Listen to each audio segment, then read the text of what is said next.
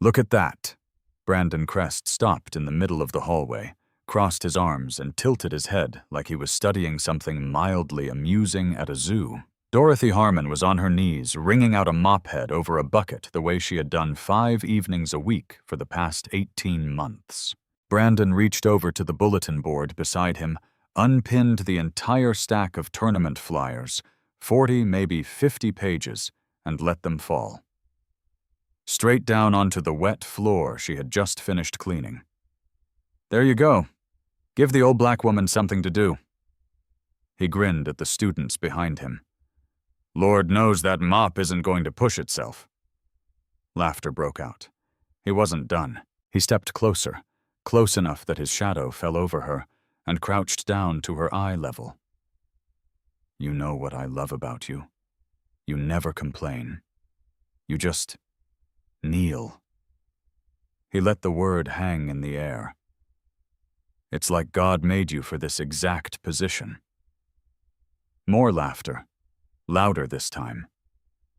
Someone in the back whistled. Dorothy kept her eyes on the floor. Her hands did not stop moving. Brandon straightened up, smoothed his GI, and delivered the last line like a punchline he'd been saving all day. 40 years from now, they're going to put a plaque on that mop bucket, in memory of the best janitor Voss Academy ever had. The hallway erupted, and not one person said stop.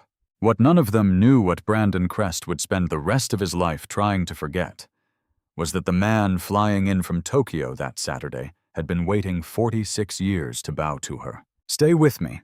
This one doesn't end the way you think it does. Drop a comment right now. Where are you watching from? What time is it there? I read every single one. And if this channel isn't already in your subscriptions, fix that before this story is over. Voss Martial Arts Academy sat at the end of a strip mall on Providence Road in southeast Charlotte, North Carolina. The kind of strip mall where every storefront looked deliberate, curated, expensive. Polished glass doors, a window display of gleaming trophies stacked 3 rows high, a hand-painted sign above the entrance that read, "Champions begin here." Inside it smelled like cedarwood polish and ambition.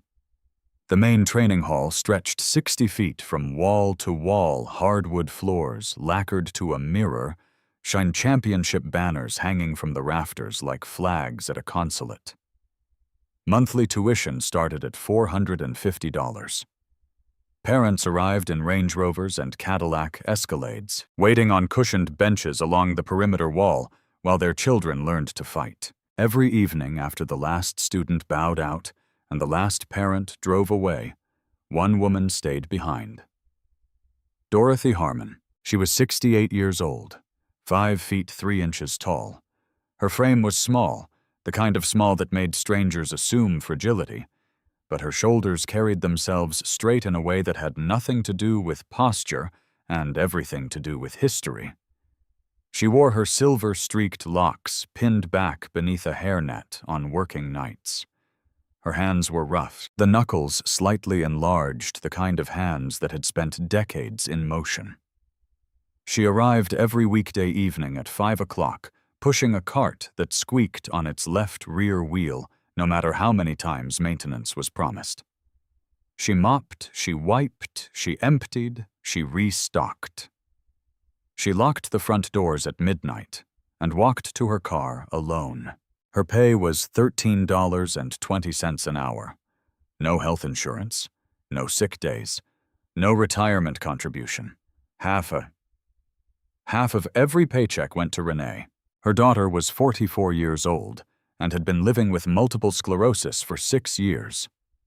The disease had taken her mobility in stages, first the left leg, then the right, then her ability to work full-time at the dental office, where she had spent 12 good years.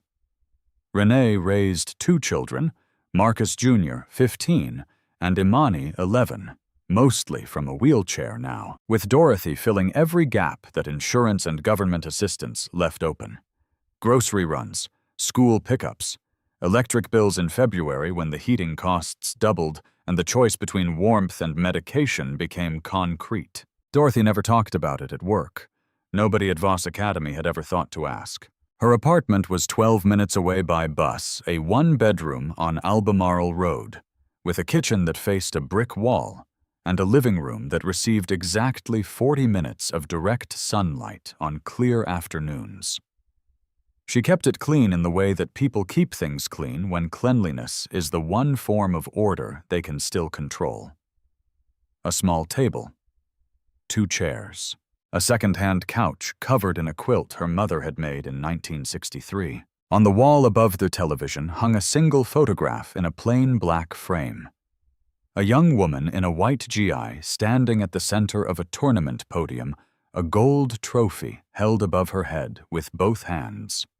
She was grinning wide, unreserved, the kind of smile that happens before the world has had a chance to teach restraint. Beneath the photograph, in small print on a label someone had taped there years ago, Charlotte Open Regional Championship, October 1971. Dorothy had been 19 years old in that photograph. She had grown up in Albany, Georgia, during the last years of legal segregation, a world of separate water fountains and side entrances, and teachers who told black children to aim lower than their God-given ability. She discovered martial arts at 9 years old, through a church youth program run by a Korean War veteran named Earl Bassett, a man who believed that discipline could do for a child what circumstances could not. She trained in Earl's church basement 3 evenings a week until she was 17, absorbing every technique he offered, and then kept absorbing long after she had surpassed him. She enlisted in the Army at 18, served as a field nurse during the final years of the Vietnam War, and was stationed in Okinawa for the last 2 years of her service. It was there in a small training hall behind a fish market in Naha that she met Grandmaster Ryuji Nakamura, a man who trained students without regard for their gender, their skin color, or their nationality, only their willingness to show up. Dorothy showed up every single day she was not on duty, and many days that she was. She earned her 6th dan in Goju Ryu Karate in 1978. She was 26 years old.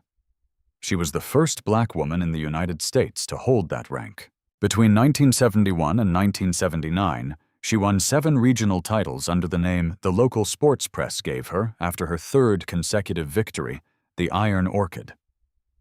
A photograph of her mid-kick at the 1975 Southeast Regional ran on the front page of the Charlotte Observer Sports section.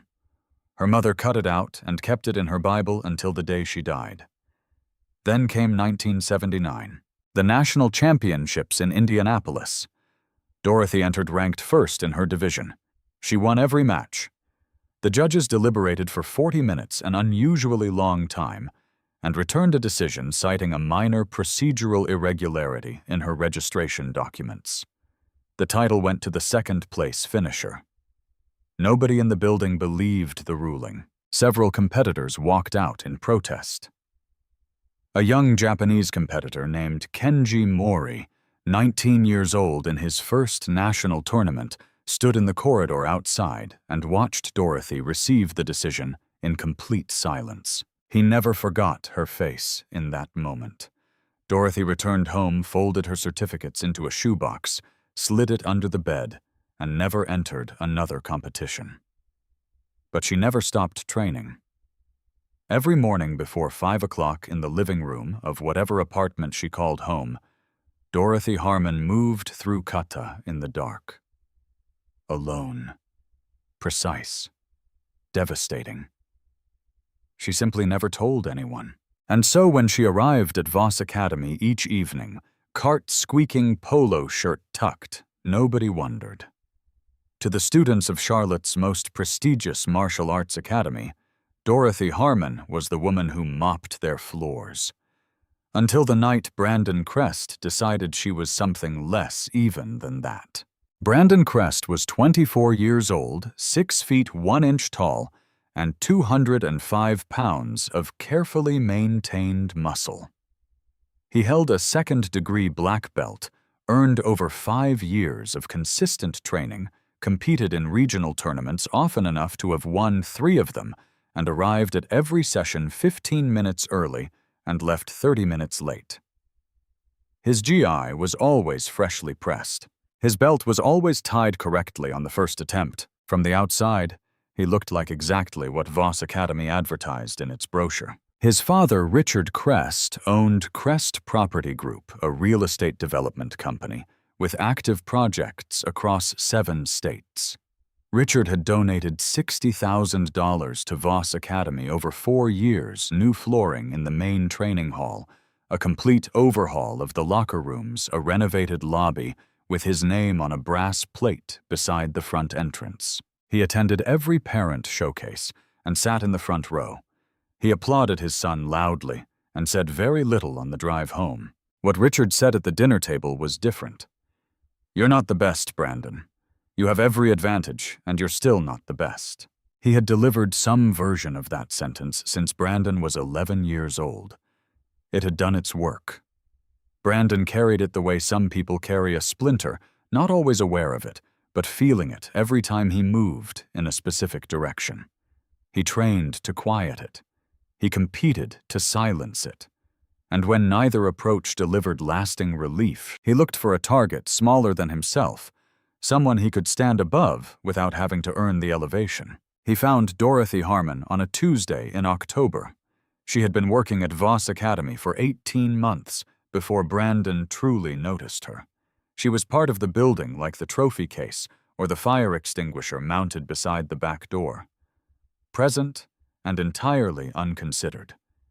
But on that particular Tuesday, Brandon was carrying the kind of mood that needed an audience, and Dorothy was in this hallway outside the equipment room with her cart partially blocking the corridor. He stopped, looked at the cart, looked at her.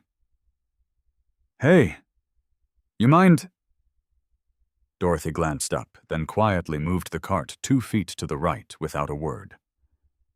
Brandon walked through, then stopped, then turned back. He reached out and pushed the cart not violently but with great deliberateness, so that the front wheel caught the edge of a floor mat and the bucket tipped. Dirty gray water spread across 12 square feet of hallway. Dorothy had finished mopping 20 minutes earlier. She looked at the water, then at him. He spread his hands wide in a gesture of theatrical helplessness. "Oops." He walked away without looking back. 3 students standing near the drinking fountain had witnessed the exchange. One of them laughed a short, uncomfortable sound. The other 2 found their phones suddenly interesting. Nobody said a word. Dorothy retrieved a dry mop from her cart, and began cleaning the floor again. Her expression did not change. Her hands did not shake. She simply started over the way she had been starting over for most of her adult life, methodically, and without complaint. What Brandon could not have known, what he never would have thought to wonder, was that someone else had seen every detail of what just happened. Nate Harmon was 17 years old and had been a student at Voss Academy for 2 years. He trained seriously, showed genuine aptitude, and carried himself with the quiet discipline of someone who had absorbed the idea of respect, not from a poster on a wall, but from watching a specific person live it. He was Dorothy's grandson. He had enrolled, partly at her encouragement structure, "Is good for you, baby. This is a good place," and partly because the training itself had claimed him in the way that real things claim young people who are ready to be claimed by something real. He was standing in the doorway of the changing room, half-tied, when his grandmother's bucket went over. He watched Brandon walk away, shoulders loose, completely unbothered.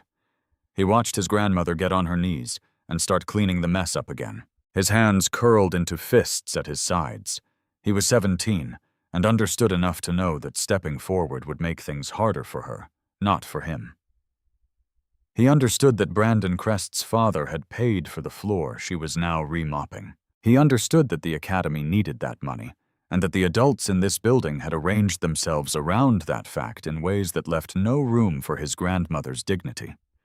And he had heard her say more than once in a voice that closed the door on argument, "Don't make a fuss on my account, Nate. I handle myself." So he stood in the doorway. He said nothing. He would carry the weight of that silence for a very long time. Patricia Ware was at the reception desk at the far end of the lobby when the incident occurred. 41 years old, 9 years at Voss Academy, she knew Brandon Crest's particular brand of casual cruelty, the way you recognize a recurring weather pattern by its specific feel and the season it arrives in. She had filed 2 internal memos over the past year describing incidents involving Brandon and junior students. Neither memo had produced a meeting, a conversation, or any consequence whatsoever. She watched Dorothy mop the hallway a second time. She opened her desk drawer and removed a small green notebook she had purchased herself from a drugstore 2 blocks east with her own money. She uncapped her pen, wrote the date and time in the top margin, and beneath it wrote 2 factual sentences describing exactly what she had witnessed. Then she closed the notebook, returned it beneath a stack of enrollment forms, and went back to her computer screen. Patricia had learned through direct experience that documentation was the only leverage available to people who could not afford to lose their jobs. At the end of the hallway, Brandon reappeared. He was holding his phone up. The camera application was already open, the lens aimed directly at Dorothy. He had not even tried to be discreet about it. He walked slowly, phone raised at chest height, voice low and easy, the tone of a nature documentary narrator observing something mildly exotic in its natural habitat. Ladies and gentlemen, welcome to another evening at Voss Academy. World-class training, state championship banners, and of course our signature amenity. He panned the camera deliberately from Dorothy's cart to Dorothy herself, then back to the lens with a practiced half-smile. 18 months of service. Undefeated record in the mop division. We've been trying to teach her a roundhouse kick for weeks. He paused for effect. No progress. Some people just find their calling. He posted it that night with the caption, "Our Academy's secret weapon." Someone give this woman a black belt in mopping. By the time Dorothy finished her shift and walked to her car in the empty parking lot, the video had 412 likes. By the time she reached her apartment on Albemarle Road, it had passed 700. She discovered it the following morning when Renee sent her a screenshot with no message, just a single question mark. Dorothy looked at this clip for 8 seconds, herself on her knees working, Brandon's voice loose and amused. Students visible in the background, some of them laughing. The camera catching her from an angle she would never have chosen. She turned the phone face down on the kitchen table, finished her oatmeal, washed the bowl and set it in the rack to dry. That was all she allowed herself. The following Wednesday, she arrived at the academy and went directly to her supply closet near the back entrance, the narrow space she kept organized with the kind of precision that had once been military habit and was now simply her nature. Every item in its designated position. Mop heads stacked left, disinfectant-lined right trash bags folded flat in the 3rd shelf corner. She opened the door. The shelves were bare. She checked the utility bathroom, the hallway storage cabinet, the equipment room. Nothing. She found her supplies 25 minutes later, crammed into the dumpster in the alley behind the building. The mop heads were soaked through with something thick and protein dark. A sticky note had been pressed to the outside of the largest trash bag, the handwriting wide and unhurried, done by someone who felt entirely comfortable taking their time. Help wanted someone younger and actually useful. Dorothy peeled the note off carefully. Read it once. Folded it in precise thirds and placed it in the front pocket of her polo shirt. Then she pulled her supplies out of the dumpster one by one, carried them to the utility sink, rinsed what could be salvaged, and replaced the rest. The new supplies cost her $22 from the petty cash envelope she was permitted to access for legitimate emergencies. She did not submit a receipt. She did not report the incident. There was no one to report it to who would have done anything about it. The break room incident happened on a Friday. Dorothy ate her dinner during the 15-minute window between the 6 and 7 o'clock classes, a turkey sandwich she assembled at home every morning, a small bag of crackers, A bottle of water she refilled from the tap. She sat at the corner table, the small round one near the window that nobody else used, because it faced the parking lot rather than the wall-mounted television. Brandon came in with 2 senior students behind him. He looked around the room, then at Dorothy, then back at his companions with an expression of refined distaste, as though he had walked into a restaurant and found a hair in his water glass. "Smells like pine sol in here." He moved to the counter, pulled open the refrigerator. "Can't even taste my food." One student picked up his plate and moved to the hallway without a word. The other hesitated. Dorothy counted 4 full seconds, then followed. Brandon leaned against the counter and looked at her. "See, this is the thing about not having a designated staff area." He opened his drink, took a long sip. "It creates situations, comfort issues. You understand?" Dorothy folded her wax paper into a neat rectangle. She did not look up. "Didn't think so." He left. Dorothy sat alone in the break room. She put the crackers back in her bag. She was no longer hungry. That night, she sat on the edge of her bed for a while before reaching beneath the frame. She pulled the shoebox out and set it on her lap without opening it immediately. Just held it. The cardboard was soft at the corners from years of careful handling. Then she lifted the lid. The tournament programs had yellowed, but the print was still legible. The newspaper clippings were folded into precise rectangles, preserved with the instinct of someone who understood that certain things, once lost, cannot be recovered. She lifted the 6th Dan certificate from beneath the clippings and held it with both hands. The paper was heavy. The ink was still dark. Still, her name was still there. She held it for a long time. Then she replaced it exactly as she had found it, closed the box, and returned it to the darkness under the bed. She was still sitting on the edge of the mattress, hands in her lap, when her phone buzzed on the nightstand. A text from Renee. "You doing okay?" Mama Dorothy typed back. "Fine, baby. Get some rest." She put the phone down, sat quietly for another moment. Then she set her alarm for 4:45 in the morning, turned off the light, and lay back in the dark. She did not cry. It was not stubbornness that kept the tears away.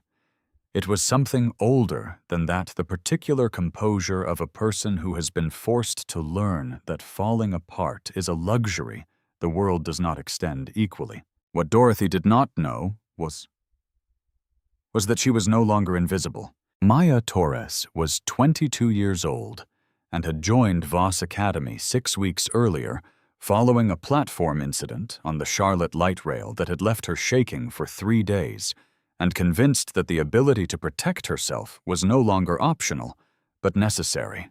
She was quiet and observant in the manner that graphic designers often are, perpetually reading the composition of any room. The relationship between its elements, the detail that doesn't belong. She had been watching Brandon, and she had been watching Dorothy. On the Thursday after the break room incident, Brandon tossed a roll of athletic tape across the hallway toward Dorothy, not at her exactly, but in her direction close enough to require a response. Dorothy's right hand came up and caught it. Clean, immediate, without looking. Maya stood completely still. The catch had lasted less than a second. But she had seen it, the hand moving the way hands move when they have been trained to move. Not instinct, not luck. Reflex, the specific cultivated kind that takes years to build and never fully leaves the body. Maya took out her phone. Not to film Dorothy. To search. She typed a name into the search bar, then deleted it because she wasn't sure of the spelling. Then typed something else. Black Female Martial Arts Champions, 1970s, Charlotte, North Carolina. She waited. The first result was a scanned newspaper archive from the Charlotte Observer, dated September 1975. The headline read, "The Iron Orchid Strikes Gold Again." Maya looked at the photograph beneath the headline for a long moment. Then she looked up toward the hallway where Dorothy was quietly pushing her cart around the corner. She did not move for a full minute. And then, across the academy, Brandon Crest opened an email from Master Voss on his phone and read the words that made him straighten in his chair and smile slowly for the first time all week. Grandmaster Kenji Mori. 1 session only. Charlotte. Next Saturday. Brandon read it twice, then set his phone down. This was his moment, the greatest living martial artist in the world coming here to this academy where Brandon Crest trained. Every senior student would be watching. His father had already confirmed he would attend. Everything that weekend needed to be exactly right, which meant Dorothy Harmon needed to be somewhere else entirely. The prospective family showcase ran every quarter a Thursday evening event designed to convert observers into paying customers. Parents brought their children sat in folding chairs along the wall and watched the senior students demonstrate what $450 per month could produce.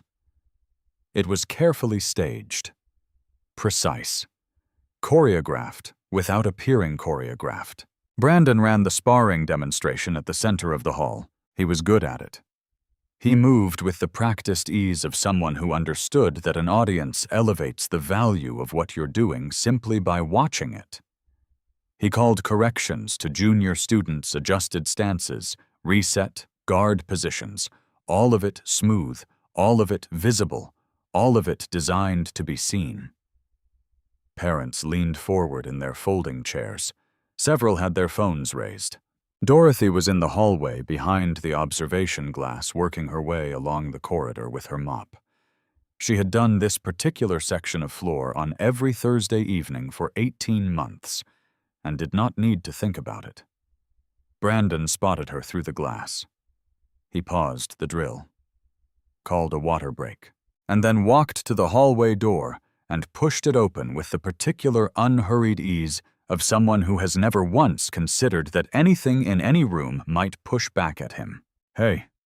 He raised his voice, slightly pitched for the parents visible behind him through the doorway. "Come here a minute. Let's show these families our full team." Dorothy looked up from the floor. "Come on." He smiled back at the watching parents performing the invitation, as though it were generous. "Let's see that famous floor technique of yours." A few parents laughed the uncertain kind of laugh people produce when they genuinely cannot determine whether something is charming or wrong. The students on the mat glanced at each other and stayed where they were. Nobody said stop. Dorothy set the mop against the wall, and then a voice came across the room like a match being struck. "Stop it." Every head turned. Nate Harmon stood at the edge of the mat in his training gi hands held flat at his sides, 17 years old, and visibly terrified by the action he was taking, and taking it anyway. His jaw was set. His eyes were clear and very direct. "That's my grandmother." His voice fractured on the last word, but held its shape. "Stop."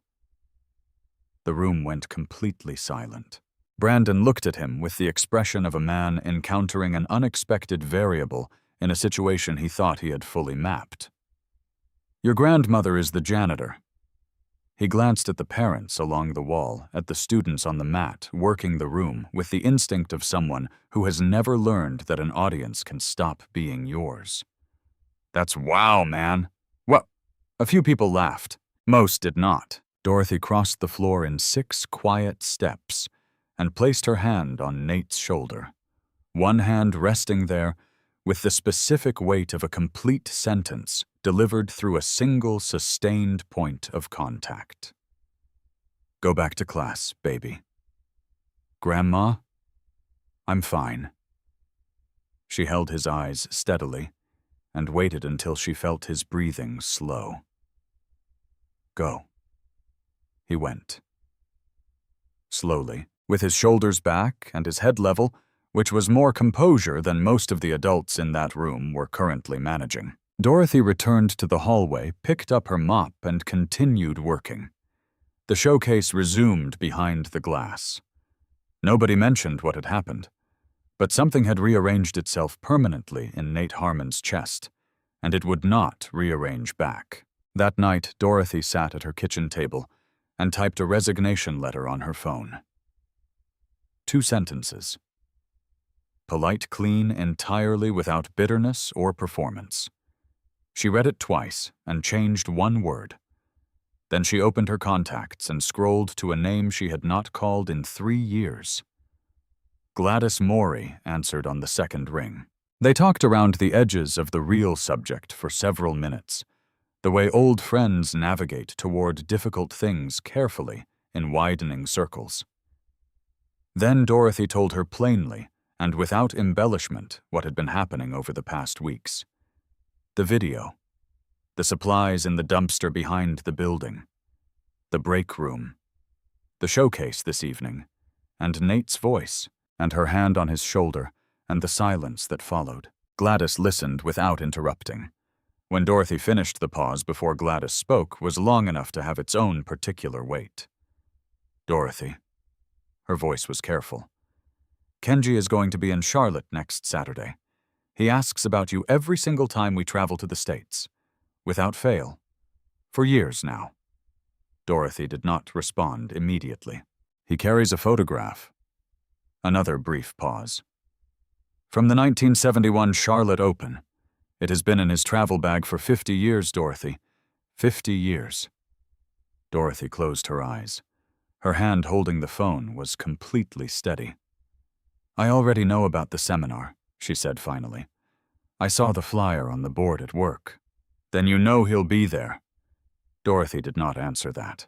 She thanked Gladys for her time, said goodnight, and set the phone face down on the table. She deleted the resignation letter. She did not write another one. On Thursday morning, Dorothy arrived at the academy at 4:45 early access, cleaning a responsibility attached to a key she had held for over a year, without anyone thanking her for the additional hours. The building was dark and completely still. She let herself in through the back entrance, walked past her supply cart without pausing through the equipment room, and into the main training hall. She removed her shoes and placed them beside the door. In the dark, she began to move. The first kata was the one she had learned at 9 years old in Earl Bassett's church basement in Albany, the sequence that had been her original point of entry into a discipline that would quietly define the next 6 decades of her life. Her bare feet made almost no sound on the lacquered wood. Each strike landed clean and without hesitation.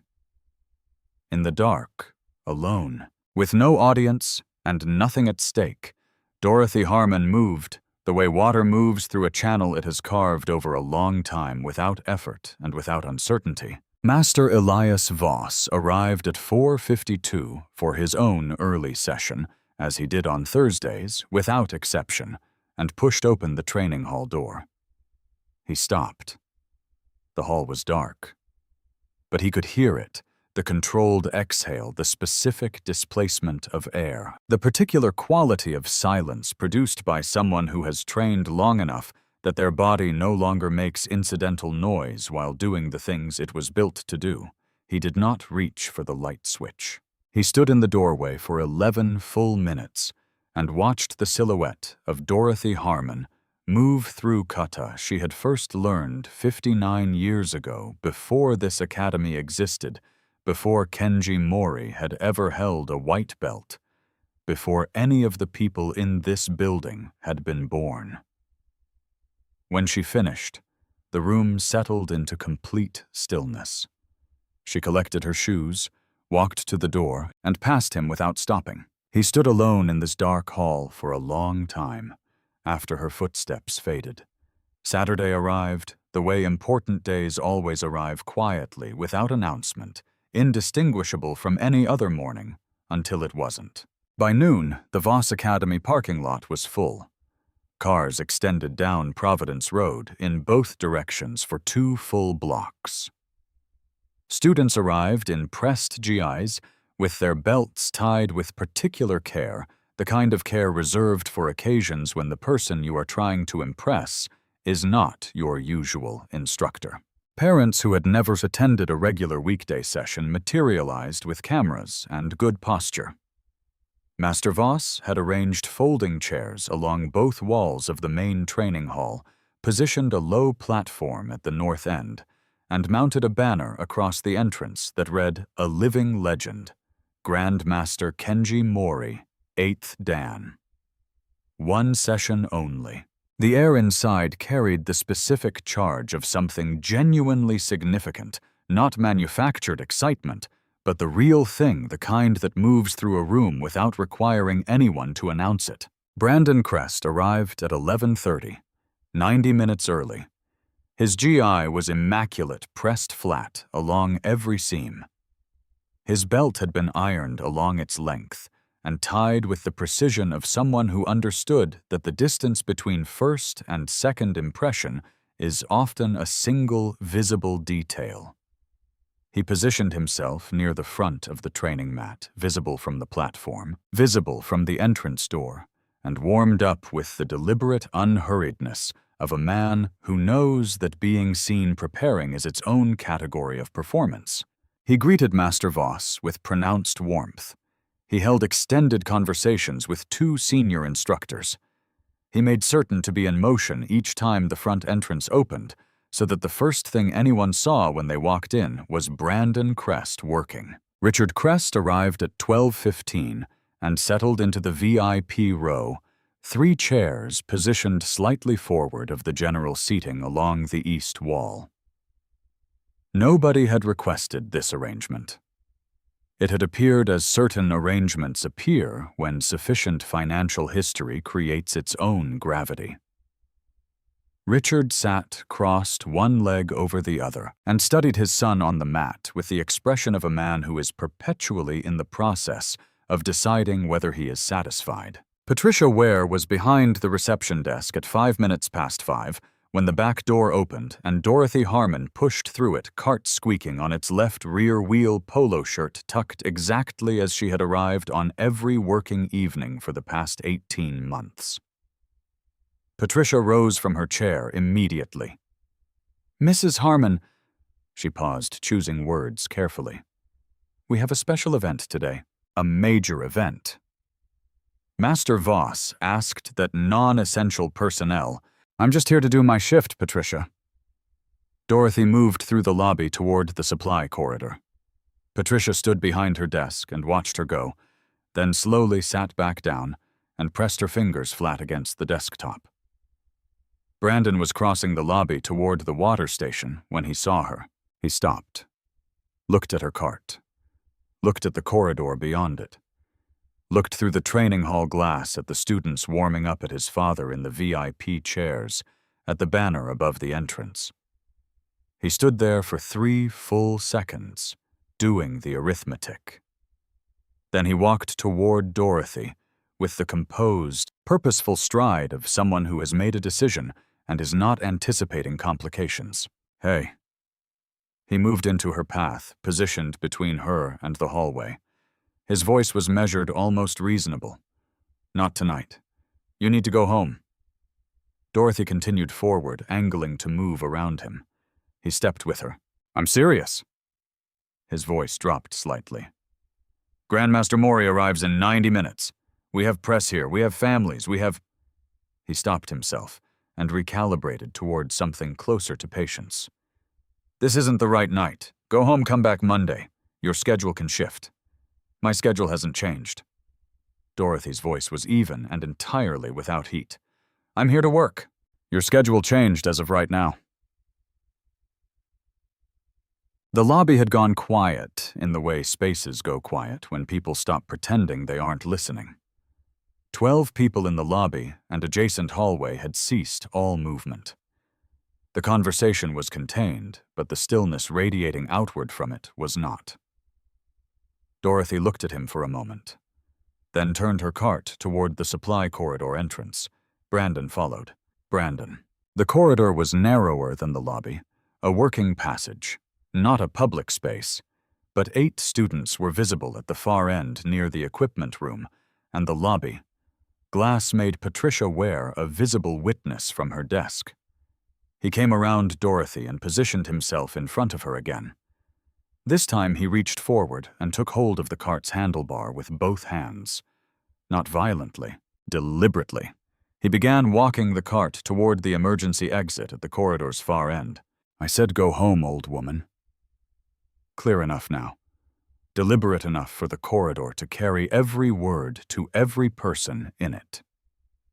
"You do not belong here today. Today is for serious martial artists. For people who've earned the right to be on that mat." He pushed the cart against the emergency door with a hollow metallic sound. "Not for—" He let the pause complete the sentence. The corridor was absolutely still. 8 students frozen at the far end. Patricia Ware, visible through the lobby glass, both hands pressed flat on the desk surface, standing.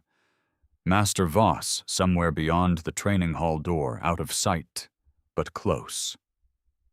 Dorothy stood at the corridor's center without her cart. She turned to face Brandon. And the hallway saw something that none of them could fully articulate afterward, not because nothing visible had occurred, but because what occurred was the precise opposite of what the situation had been constructed to produce. There was no flinching, no visible distress, no anger, no performance of any kind. No tears.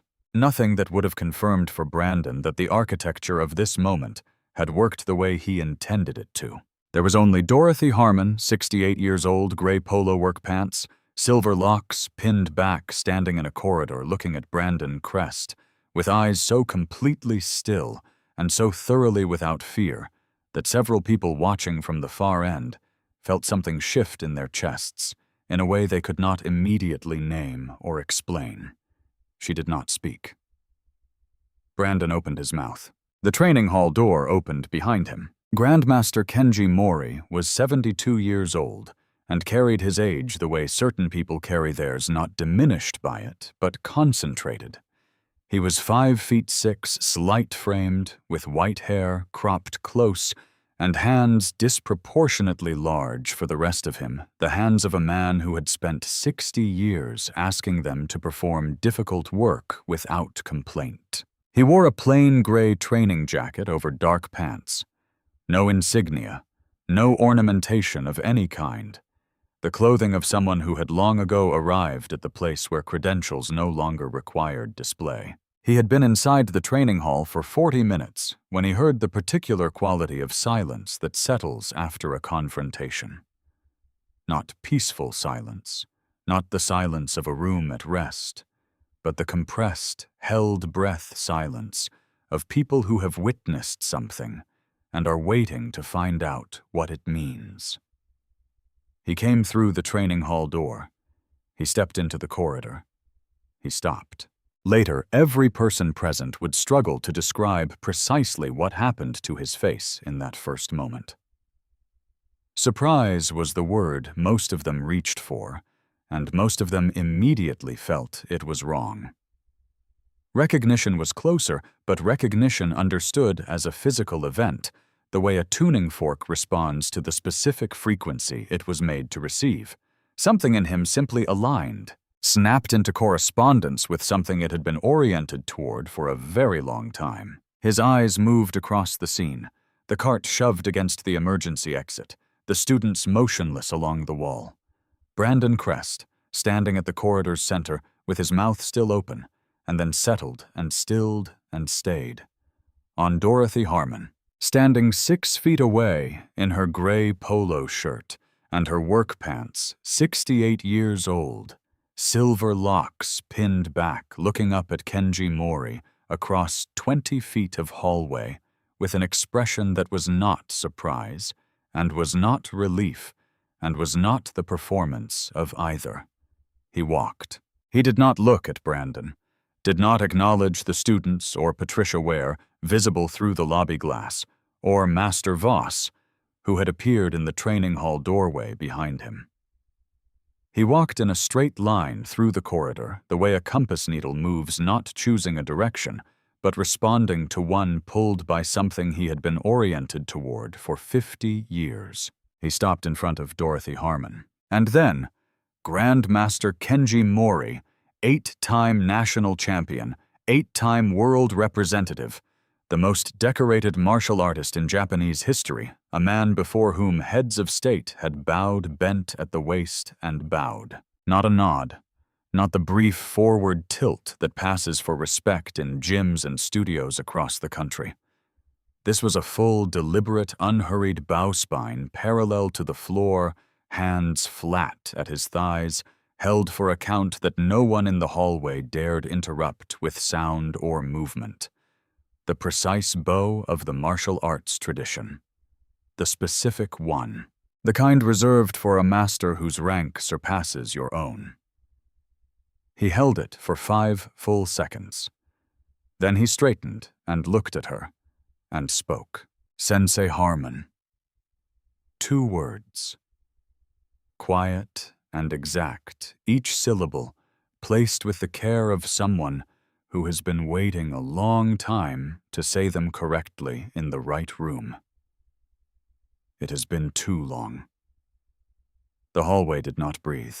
Brandon Crest's face went the particular white that belongs to people whose understanding of a room has just been dismantled so completely that the brain requires additional time to construct a replacement framework. His mouth was fractionally open. Without apparent awareness of doing it, he had taken one small step backward, his shoulder blade finding the wall behind him. At the far end of the corridor, students stood where they had stopped. Not one of them reached for a phone. Not yet. That would come in a moment. Right now, they simply could not move. Master Voss stepped fully into the corridor. When he spoke, his voice was careful and slightly unsteady, the voice of a man trying to maintain professional composure over something that is actively outpacing his capacity to process it. Grandmaster Mori, you know her. Mori did not look away from Dorothy. Know her. He held the phrase for a moment, the way you hold a word when you recognize that it is inadequate to what it is being asked to carry. Dorothy Harmon taught me my first real kata in 1971 in a training hall in this city. She held a 6th dan when I was still working toward my 2nd. She is the reason I did not walk away from this art in the winter of 1973 when I was 22 years old and had decided with complete certainty that I had no future in it. He paused.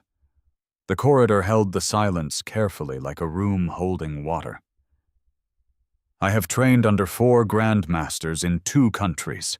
I have practiced alongside some of the finest martial artists this discipline has ever produced. In 50 years of this work, his voice did not rise or accelerate. It simply carried. Dorothy Harmon is the finest practitioner I have ever had the privilege of sharing a floor with. Bar none. Without qualification. Another pause. I have been trying to find her for 11 years. Something passed through the watching students. Then not a sound, not a visible movement, but a collective shift of comprehension. The sensation of a group of people understanding simultaneously something they cannot quite believe they have only just understood. The woman who mopped their floors. The woman Brandon Crest had shoved a cart away from. The woman he had told to go home. Dorothy's eyes had filled. She had not blinked them clear and was not attempting to, but her face was still the particular stillness of someone who has learned through long practice to carry enormous things without setting them down in public spaces. She bowed. Slowly. Back straight. Completely unhurried. The bow of an equal, not deference, not relief, not gratitude. The clean and mutual acknowledgement of 2 people who know precisely who they are and who the other person has always been. When she straightened, Mori was still looking at her. I have something for you, he said quietly, when you are ready to receive it. Dorothy nodded once. Richard Crest was on his feet in the lobby, visible through the glass hands at his sides, the confident architecture of his expression entirely gone. Behind him, through the lobby windows, a student who had been filming on his phone for the last 90 seconds was already pressing upload. The video was 43 seconds long. It would have 3 million views before midnight. And in every comment on every platform, in every language spoken by anyone who had ever been told they did not belong in a room they had already earned the right to stand, in people typed the same 2 words over and over until the servers strained the iron orchid. The 43-second video reached 1 million views before midnight. By the time the seminar concluded and the last car left the Voss Academy parking lot, the clip had been shared across every major platform in 14 languages. Reaction videos appeared within the hour. Martial arts forums dormant for years flooded with thousands of comments. Sports journalists who had never previously covered a story involving a Charlotte dojo were filing copy before 10 o'clock Saturday night. The title that spread fastest, the one that appeared in comment sections and text messages and group chats across the country, was not the uploader's original caption. It was something a commenter had written in response, 4 words that the internet immediately recognized as the only correct description of what it had witnessed. She was his teacher.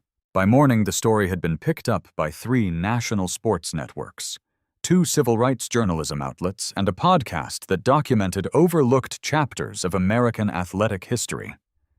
The original clip had been viewed 8 million times. A second video, longer, captured from a different angle, showing the full sequence from Brandon's confrontation in the corridor to Maury's bow, added 4 million more. The comments did not divide the way viral stories usually divide. They converged. This woman has been mopping floors in silence, and she trained the greatest martial artist alive. The dignity she showed in that hallway. The absolute unshakable dignity. 50 years. She carried this for 50 years and never said a word. Brandon Crest drove home from the academy at 9:15 without speaking to his father, who had left 20 minutes earlier in a separate car without looking at his son. Brandon sat in his apartment, still in his GI phone, on the table in front of him. For a long time, he did not reach for it. Then he typed 2 words into the search bar.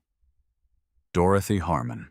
The archived results loaded slowly scanned documents from newspaper libraries, digitized sports pages from the 1970s that had never been fully indexed by any search engine.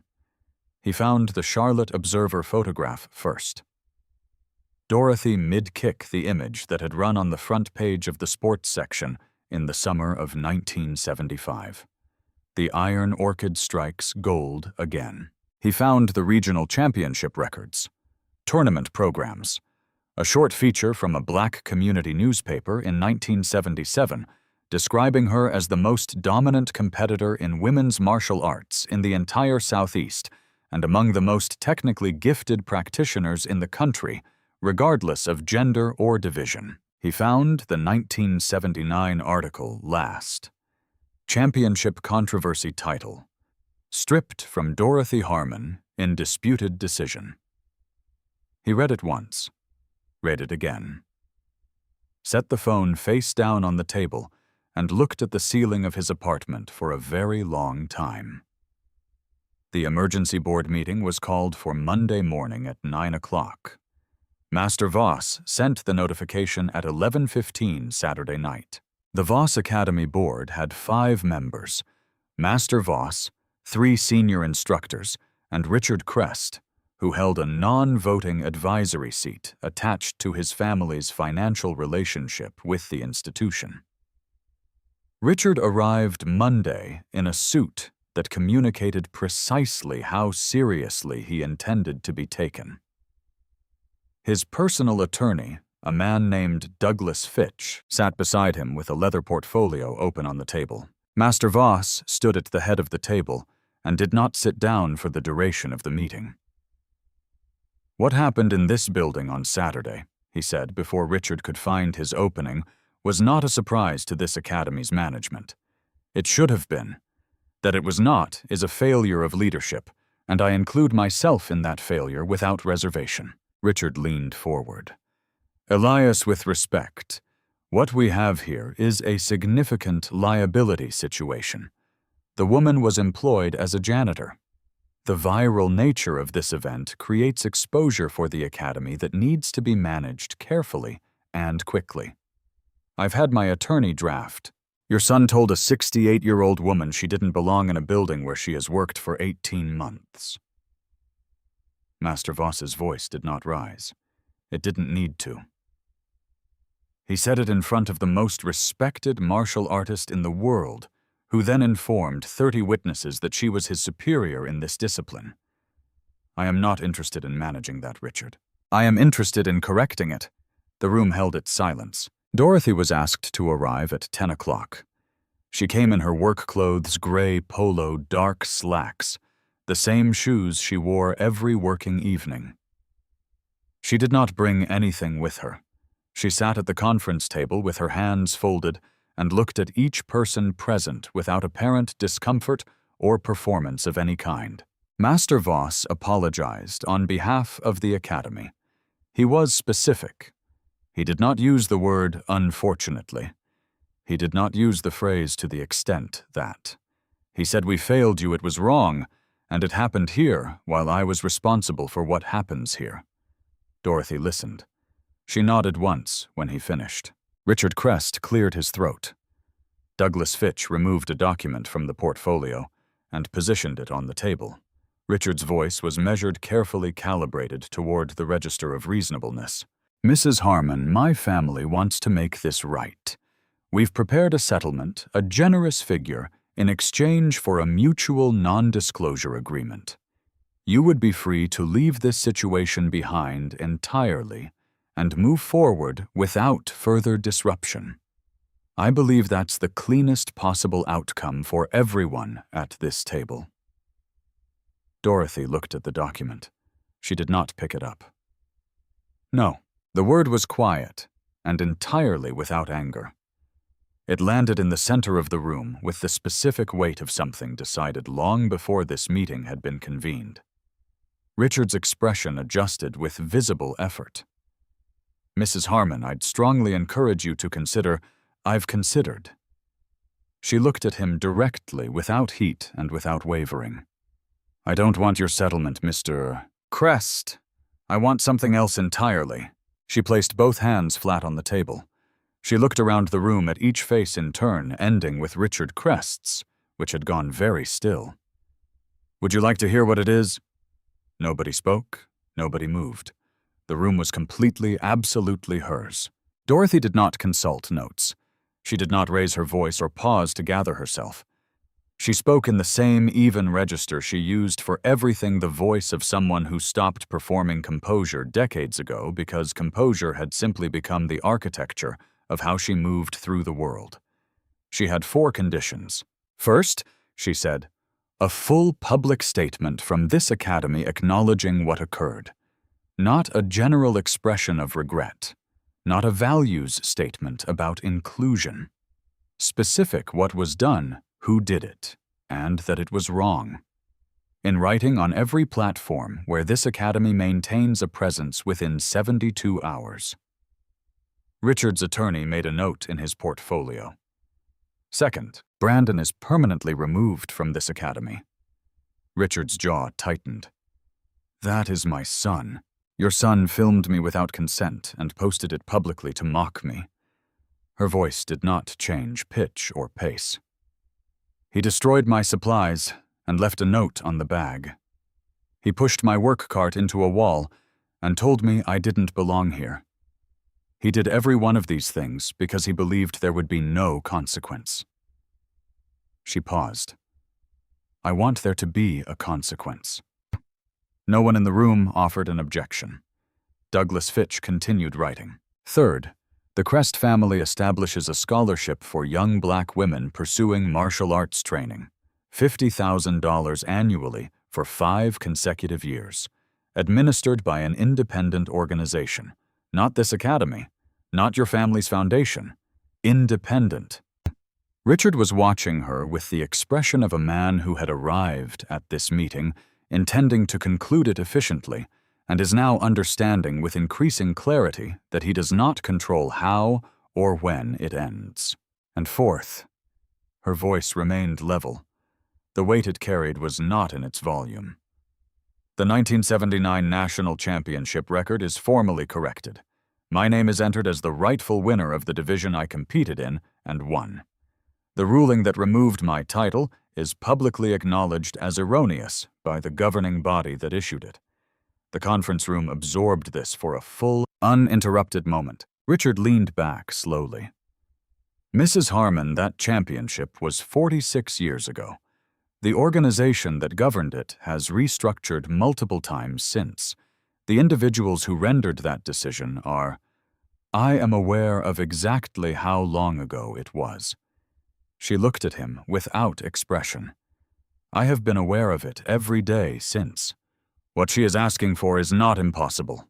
The voice came from the far corner of the room. Grandmaster Kenji Mori had been seated quietly since the meeting began, present, at Master Voss's specific request, introduced briefly, and thereafter largely silent.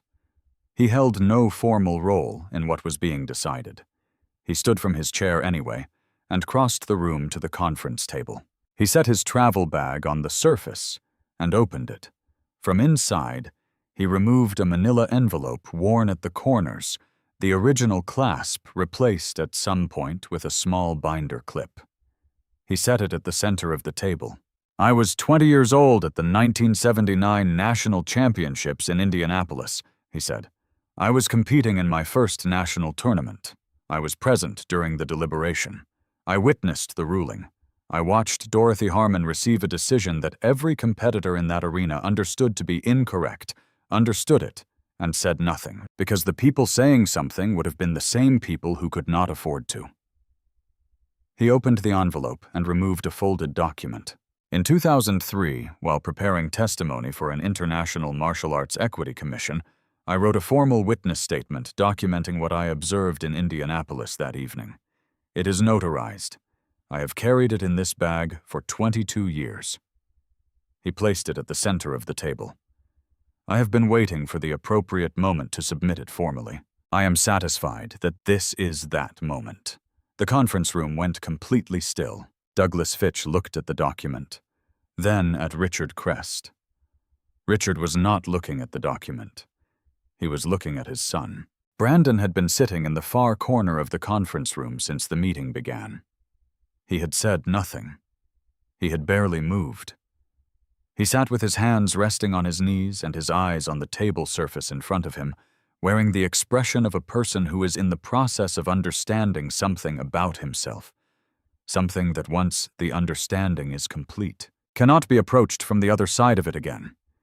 He raised his eyes to his father. Dad. Richard turned. Stop. Brandon's voice was quiet. It was not performing anything. It had no audience in mind. She's right. She's right about all of it. Just stop. The room held what he had said for a long moment. Richard Crest looked at his son. He looked at Dorothy. He looked at the notarized document lying in the center of the table. He looked at Douglas Fitch, who had set down his pen and was examining the middle distance with the specific expression of an attorney who is privately and rapidly recalculating several things at once. Richard Crest was a man who had spent his entire professional life in rooms like this one, moving outcomes in the directions he needed them to move through the application of money and patience, and the willingness to outlast the other side. He was very good at it. He had been doing it for 30 years. He looked at Dorothy Harmon, 68 years old, hands folded on the table, waiting without impatience, without performance, with the complete and settled composure of someone who has already decided that she will still be sitting there when everyone else in the room has exhausted every other option. He nodded once. All four, he said. You'll have all four. Dorothy held his gaze. In writing, before I leave this building. You'll have it. Master Voss exhaled. It was a small sound, barely audible. In the silence of that room it carried. Maury returned to his seat. He sat and clasped his hands in his lap, and looked at Dorothy across the table with the expression of a man who has carried something heavy for 22 years, and has at last been allowed to set it down in the right place at the right time. The paperwork required 40 minutes to prepare properly. Dorothy read every word of every page before she added her signature. She did not rush. She asked 2 questions and received written clarifications on both before signing. When she finished, she capped the pen, placed it on the table, and pushed back her chair. She stood, straightened her polo shirt, picked up her bag. "Thank you," she said to Master Voss. She said nothing to Richard Crest. She walked out of the conference room, through the lobby, and out the front entrance into the afternoon, where the air was cool and the light was going low and golden across the parking lot. She sat in her car for a few quiet minutes with the engine off and her hands resting on the wheel. Then she drove to Magnolia Ridge Care Center to see her daughter. The National Martial Arts Governing Council issued its formal correction 6 weeks later, following a review that moved with unusual speed given the quality of the documentation Grandmaster Maury had provided and the scale of public attention the case had drawn. The statement was 4 paragraphs. It acknowledged the 1979 ruling. It acknowledged the evidence that the ruling had been applied incorrectly and inconsistently with the standards governing that championship division. And it acknowledged in language that was careful, but left no room for alternative interpretation, that the outcome had caused lasting and significant harm to a competitor who had won her matches and earned her title by every legitimate measure. Dorothy Harmon was formally recognized as the 1979 National Women's Martial Arts Champion, 46 years, 2 months, and 11 days after the decision was rendered. The ceremony was held at Voss Academy on a Saturday morning in November. It was not large by the standards of the attention the story had received. No arena, no production company, no red carpet arrangement of any kind. Master Voss had insisted on that, and Dorothy had insisted on it more firmly. The training hall was arranged simply chairs for invited guests along the perimeter, the mat cleared and cleaned to its mirror. Finnish morning light coming through the high windows at a low November angle that made everything in the room look slightly warmer than the temperature outside warranted. 40 people were present. Former competitors from the 1970s tournament circuit, several of whom had driven or flown in from other states when word reached them. Members of the local martial arts community. Patricia Ware in the front row, wearing a dress she had pressed twice that morning. Renee Harmon arrived in her wheelchair, pushed by Marcus Jr., with Imani walking close beside her, wearing the expression of an 11-year-old who understands that something important is happening and is taking in every detail to keep. Nate stood at the edge of the mat in his full training GI hands clasped behind his back. Master Voss spoke briefly and without notes. Then a representative from the National Council presented the corrected documentation, a formal certificate signed and dated Dorothy's name, printed clearly across its center in letters that left no ambiguity about who it belonged to. Then Grandmaster Kenji Mori reached into his travel bag and removed a small velvet box. The medal inside was a faithful replica of the 1979 championship medal commissioned specifically for this occasion, because the original had never been placed in its rightful recipient's hands. He lifted it by its ribbon, turned to Dorothy, and looked at her for a moment before speaking. 54 years, he said quietly. I have wanted to do this for 54 years. He placed it around her neck. The room applauded. It was not a polite sound. It was the kind of applause a room produces when something that has been wrong for a very long time finally stops being wrong at a specific witnessed moment, and everyone present understands they are standing inside that moment as it occurs. Renee pressed one hand to her mouth. Her other hand found Imani's and held it. Nate did not try to stop the tears. He stood at the mat's edge and let them come without apology, and he felt nothing about it except that it was correct, and that he would not have done anything differently. Dorothy addressed the room when the applause had settled, and the hall had returned to quiet. She did not speak about 1979. She did not speak about the hallway, the dumpster, the break room, the showcase, or any of the specific things that had been said and done over the preceding months. She spoke about the students she had watched for 18 months, from the edges of rooms, the ones who trained through pain they never reported, the ones who arrived uncertain and left a fraction less so week after week in ways they probably couldn't articulate yet. She said she had learned more about what this discipline genuinely offers a person by watching from the hallway than she had learned in some years of active competition. "The mat doesn't care what you did before you got on it," she said. "It only cares what you do while you're there. That's all any of us has. What we do while we're there." The Crest Family Scholarship for Black Women in Martial Arts was announced publicly the following week. The first cohort of 7 recipients was selected by an independent panel Dorothy had helped assemble and notified by individual letter.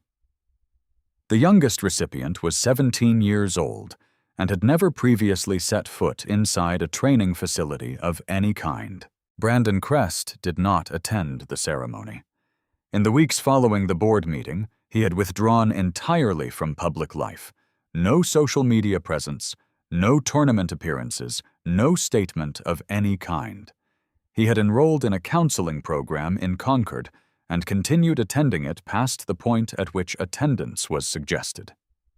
In January, quietly and without announcement, he began volunteering 3 afternoons per week at a youth martial arts program operating out of a community center gymnasium in Charlotte's East Side neighborhood, working with children between 8 and 14 who could not have afforded Voss Academy's tuition at any price point. He showed up for every session. He did not speak publicly about why. He simply continued showing up. Master Voss offered Dorothy a full teaching position co-instructor, her name on the published schedule, her own office full benefits. She accepted without hesitation. With one condition. "I keep my Tuesday cleaning shift." Voss looked at her. "Dorothy, that's not—" "I am not ashamed of where I've been," she said. "And I don't want the people who are still in that position to think even for a moment that I am." He agreed without further discussion. Production on a documentary titled The Iron Orchid began 3 months after the ceremony. A director who had spent her career filming stories about overlooked American athletes flew in from Los Angeles and spent 2 weeks following Dorothy through her ordinary days, the Tuesday cleaning shift, the Thursday pre-dawn training session, the Saturday morning classes that had begun drawing 40 students from across Charlotte and its surrounding counties, hospital workers, bus drivers, hotel housekeepers, a man who worked overnight at a distribution warehouse and drove 38 miles each way to attend. People who had spent their lives being looked through in rooms that were not designed with them in mind, learning to stand differently in all the rooms that came after. Dorothy taught them the way Earl Bassett had taught her in a church basement in Albany, Georgia in 1965, without conditions, without auditions, with the foundational belief that the ability to stand in a room and feel that you belong there is not a luxury to be earned. It is a right, and it is a right that can be learned. The Saturday morning class ended the same way every week, without exception. Dorothy stood at the front of the mat in her white gi. She bowed to her students, and every one of them bowed back with the gravity of people who have begun to understand, some of them, for the very first time, what the gesture actually means, and what it costs, and what it gives back. In the front row, Nate Harmon bowed the deepest of anyone present, and Dorothy Harmon, the Iron Orchid, 68 years old. Metal on the office wall Mop in the supply closet down the hall smiled the same smile she wore in the photograph above her television at home. Wide. Unreserved. The smile from before the world had considered it its business to teach her restraint. She had simply decided, at long last, that she was finished being taught that particular lesson. The most dangerous assumption we make about people is believing we already know what they are. The janitor, the cashier, the woman on the bus with the tired eyes and the worn shoes, they are not their circumstances. They are everything they have survived to arrive there. The next time someone becomes invisible to you, look again. You may be standing in the presence of a Grandmaster. Drop a comment below. Where are you watching from? And what did Dorothy's story stir in you? Every comment gets read. And if this story earned a place in your feed, the subscribe